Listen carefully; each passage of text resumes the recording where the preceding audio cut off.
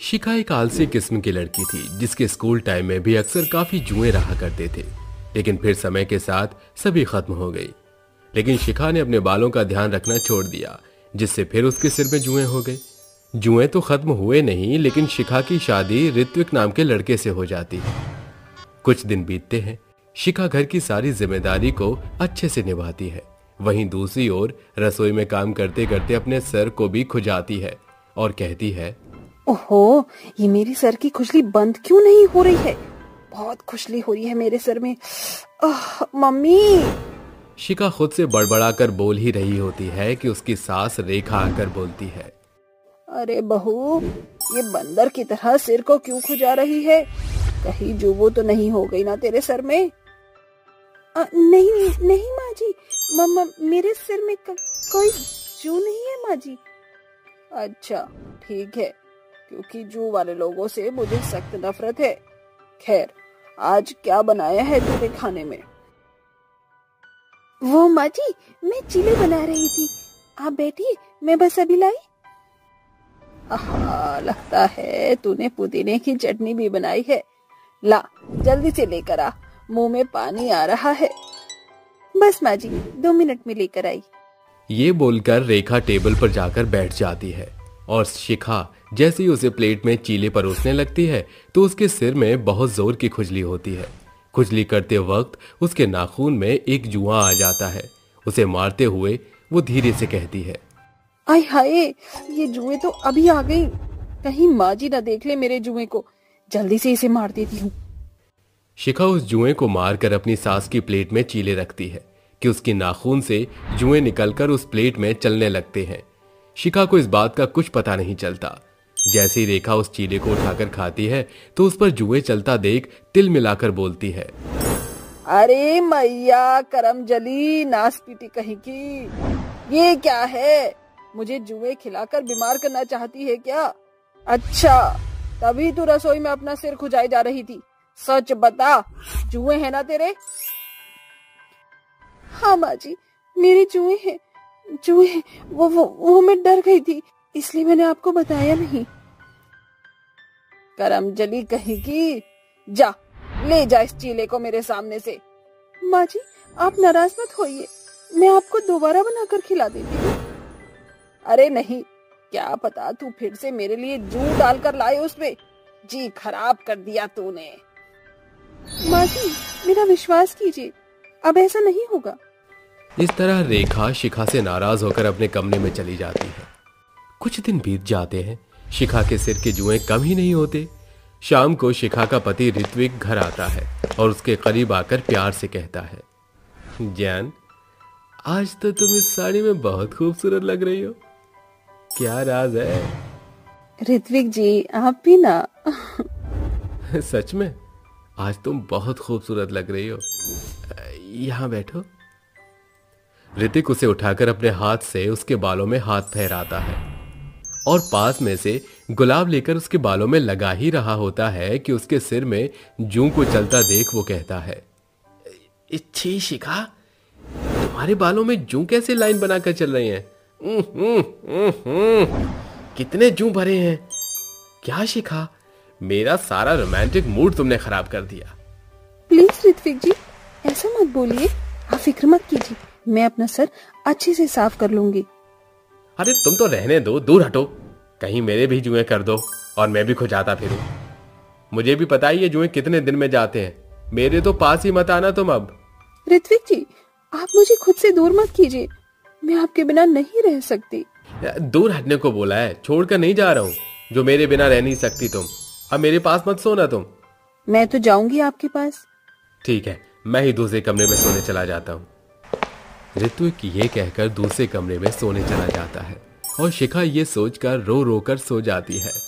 अगले दिन शिखा बाहर मार्केट से जुए मारने के सारे शैम्पू प्रोडक्ट ऑयल लाकर बालों में लगा लेती है, लेकिन इन सब से उसे बालों पर कोई फर्क नहीं पड़ता। उसकी ये मायूसी देखकर रेखा कहती है, क्या हुआ, मुंह क्यों सुजा रखा है तूने रो रो कर अपना? माँ जी, ऋत्विक जी को मेरे जुओं से भरे सिर के बारे में पता चल गया, इसलिए अब वो मुझसे ना बात करते हैं ना मेरे साथ सोए कल से। मैं क्या करूं माँ जी? तुझे नहीं पता, लेकिन मुझसे भी ज्यादा उसे जुओं से नफरत है। गुस्सा तो होना ही था। माँ जी, आप तो कुछ कीजिए, मैंने सब ट्राई करके देख लिया। मुझे पता है तेरे जुए कैसे जाएंगे। हाँ तो माँ जी जल्दी से बताइए ना। लेकिन वो जुए मारने वाली दवाई में बहुत गंदी बदबू आती है। बता, लगा पाएगी? हाँ माँ जी, मैं कुछ भी करने को तैयार हूँ। शिखा ये बोलती है कि उसकी सास उसके सिर में जुए मारने वाली दवाई डाल देती है। शिखा वो दवाई लगाकर टीवी देख रही होती है कि तभी उसका पति उसे देखकर कहता है, लगता है शिखा के साथ मैंने ज्यादा ही सख्ती कर दी। आज बात कर लेता हूँ। ये सोचकर ऋत्विक उसके पास जाकर बैठ जाता है और बोलता है, शिखा, मैंने तुमसे उस दिन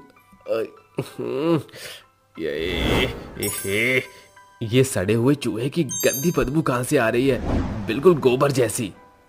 ऋत्विक की बात सुनकर शिखा का गला सूखता है और मन में कहती है, कहीं ऋत्विक जी को पता चल गया कि ये गंदी बदबू मेरे सर से आ रही है तो और नाराज हो जाएंगे। क्या करूं? तुम कैसे बैठी हो? मुझे तो यहाँ पे बहुत गंदी बदबू आ रही है। ये बोलकर धीरे से शिखा के बालों को सूंघकर बोलता है, आए हाय, इसका मतलब ये गंदी गोबर जैसी बदबू तुम्हारे सिर में से ही आ रही थी, फिर भी तुम कैसे भोली भाली बनकर बैठी हो? ऋत्विक जी, ये गंदी बदबू वाली भी आपके लिए ही लगाई है ताकि आपके साथ अच्छे से रह सकूं। ओहो, मुझसे कह रही थी इस चूहे मारने की दवा को सिर में क्यों लगाया? अरे पेट्रोल को ही सिर में डालकर आग लगा लेती, उसके बाद तुम्हारे सिर के सारे जुए खुद ब खुद भाग जाते। ऋत्विक जी, ये सब मैं आपके लिए ही कर रही हूँ और आप मुझे न जाने क्या क्या कहे जा रहे हैं। पेट्रोल डालते चूहे मारने की दवा है, ये वो गोबर जैसी बदबू है। आपको पता भी है, खुजा खुजा कर मैंने अपने ही सर में जख्म कर लिए हैं। बस बहुत हो चुका, अब ये सब बर्दाश्त नहीं होता। कभी माँ जी मुझे सुनाती रहती हैं तो कभी आप। जुए ही तो हुए हैं मेरे सर में, लेकिन उसकी वजह से आपने मुझे खुद से दूर कर दिया है। क्या जुए होना कोई पाप है? जैसे सर्दी बुखार हो जाता है, कभी वैसे ही जुए हो गए सर में। अरे मैंने कोई इतनी बड़ी गलती भी नहीं कर दी जो आप दोनों मेरे साथ ऐसा व्यवहार कर रही हैं। बस अब मैं घर छोड़कर जा रही हूँ। शिखा की बात सुन रेखा और ऋत्विक को अपनी गलतियों का एहसास हो जाता है। तभी दोनों बोलते हैं, बहू, मुझे माफ कर दे। मुझे तेरी परेशानी समझनी चाहिए थी, पर अब से मैं तुझे ऐसा कुछ भी नहीं बोलूंगी। शिखा, मुझसे गलती हो गई, मुझे माफ कर दो। मैंने तुम्हारे साथ बहुत नाइंसाफी कर दी, लेकिन अब चिंता की कोई बात नहीं है। मैं तुम्हारा ट्रीटमेंट करवाऊंगा ताकि तुम्हारे जुए तुम्हें परेशान न करें। दोनों की बात सुनकर शिखा उन्हें माफ कर देती है।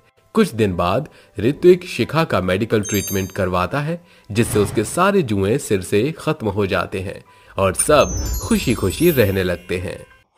गायत्री अपने बेटे राजवीर की शादी कशिश से करवाकर उसे अपने घर लेकर आई थी, जिसके बाद गायत्री कशिश का गृह प्रवेश करती है और उसे राजवीर के कमरे तक ले जाती है। अरे बहू, ये मेरे बेटे राजवीर का कमरा है। अब ये कमरा तेरा हुआ। अपना जो भी सामान है सारा सही से रख लेना।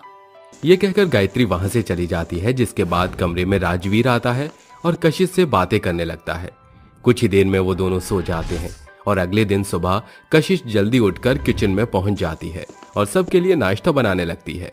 तभी गायत्री नाश्ता करने के लिए आ रही होती है, लेकिन जैसे ही उसकी नजर अपने बेटे राजवीर के कमरे में पड़ती है, वो कमरे में जाकर देखने लगती है। अरे, इस डिब्बे में क्या रखा है? बहुत ही चमक रहा है ये तो।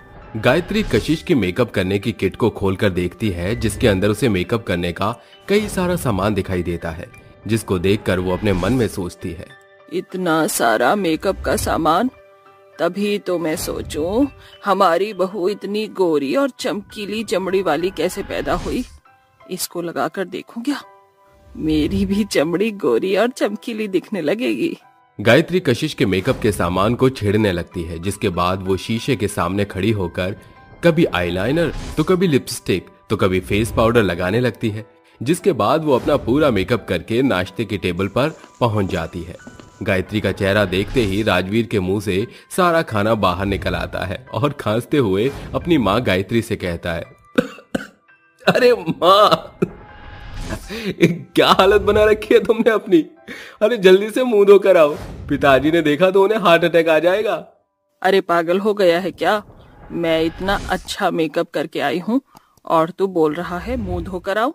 नहीं, मैं अपना मुंह नहीं धोऊंगी। गायत्री का चेहरा देखकर कशिश जोर जोर से हंसने लगती है, जिसके बाद वो गायत्री से पूछती है, अरे माँ जी, आप तो बहुत ही फनी लग रही हो, लेकिन आपने वो कहावत तो सुनी होगी, बूढ़ी कोड़ी लाल लगाम।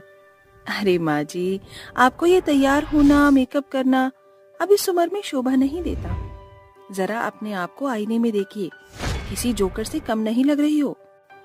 अरे तूने मुझे बूढ़ी कैसे बोला? अभी तो मैं जवान हूँ। और तुझे क्या लगता है कि मेकअप सिर्फ तू ही कर सकती है? अब देख, मैं मेकअप करना भी सीख लूंगी और तुझसे ज्यादा खूबसूरत दिखूंगी।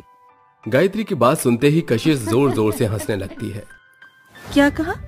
माँ जी मुझसे खूबसूरत? अरे मुझसे खूबसूरत तो पूरे मोहल्ले में एक भी लड़की नहीं थी। और वैसे भी आप मेरे बारे में जानती नहीं हो। मैंने 3 अवार्ड जीते हैं, और वो भी मेकअप कंपटीशन में।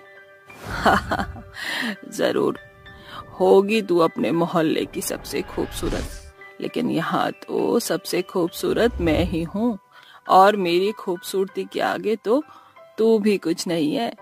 मेकअप के ऊपर ही दोनों सास बहू के बीच में बहस होने लगती है, जिससे राजवीर बहुत परेशान हो जाता है और गुस्से से खाने की टेबल से उठते हुए कहता है, अरे अरे बस करो, तुम दोनों आपस में क्यों लड़ रही हो, और वो भी मेकअप के पीछे।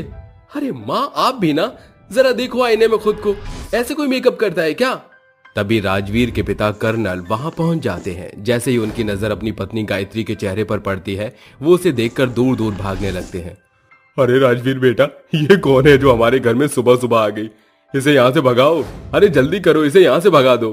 कर्नल का ऐसा बर्ताव देखकर गायत्री की आंखों में आंसू आ जाते हैं और वो रोते हुए अपने कमरे में चली जाती है, जिसके बाद वो अपना मुंह धोती है और शीशे के आगे बैठकर खुद से कहती है, अब चाहे कुछ भी हो जाए, मैं अपने चेहरे पर ऐसा मेकअप करूंगी कि पूरी दुनिया मेरे मेकअप की तारीफ करेगी, और फिर देखती हूँ इस कशिश की बच्ची को भी।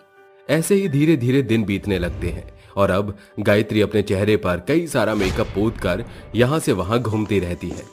एक दिन गायत्री मेकअप लगाकर बाजार से सब्जी लेने जाती है, जिसके बाद बाजार में सभी लोग बस उसे ही घूरते रहते हैं। अरे वाह, देखो तो सही, सभी लोग मुझे कितना घूर घूर कर देख रहे हैं। मुझे तो पूरी फिल्म स्टार वाली फीलिंग आ रही है। लोगों के घूरने पर गायत्री बहुत खुश होती है, लेकिन दरअसल वो सभी लोग गायत्री के मेकअप का मजाक उड़ा रहे होते हैं, जिस बात से गायत्री बहुत अनजान होती है। वहीं कशिश कॉस्मेटिक से अपने लिए मेकअप का सामान लेकर रास्ते में आ रही होती है। तभी उसे कुछ औरतों के बात करने की आवाज आती है। अरे उस बुढ़िया को देखा तुमने? बुढ़ापे में भी जवानी का शौक आ रहा है। अरे हाँ हाँ, मैंने देखा उसे। अरे इतना सारा मेकअप उसने अपने चेहरे पर लगाया हुआ है, जैसे मेकअप की पूरी दुकान लेकर घूम रही हो। उन औरतों के बात करने के ढंग से कशिश को ये सब समझने में देर नहीं लगती कि वो औरत और कोई नहीं, उसकी सास गायत्री ही है। जिसके बाद कशिश जैसे ही घर पहुंचती है, वो अपनी सास गायत्री के कमरे में जाती है, लेकिन उस समय गायत्री अपने चेहरे पर मेकअप लगा रही होती है, जिसे देखकर कशिश तुरंत उससे कहती है, माँ जी, आप ये क्या कर रही हो?